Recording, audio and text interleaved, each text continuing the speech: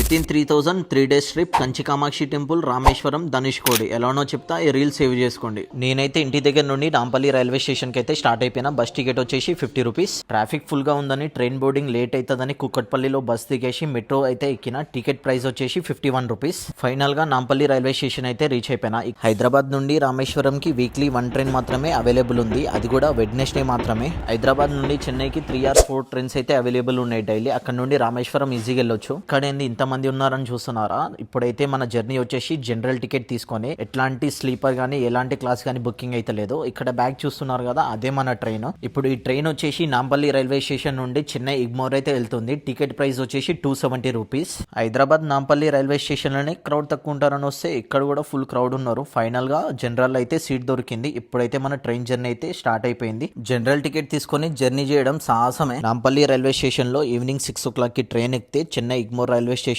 లో మార్నింగ్ 6:40కి అయితే ఎగ్జాక్ట్ గా రీచ్ అయింది. చెన్నై ఇగ్మోర్ రైల్వే స్టేషన్ నుండి Kanchipuram 80 kilometres. Journey time 3 hours. Ticket price వచ్చేసి 25 రూపీస్. ఇదే చెన్నై లోకల్ ఎంఎంటీఎస్ ట్రైన్. ఈ ట్రైన్ ఎక్కేసి కాంచీపురం కి అయితే రీచ్ అయిపోయినా. Follow for part 2.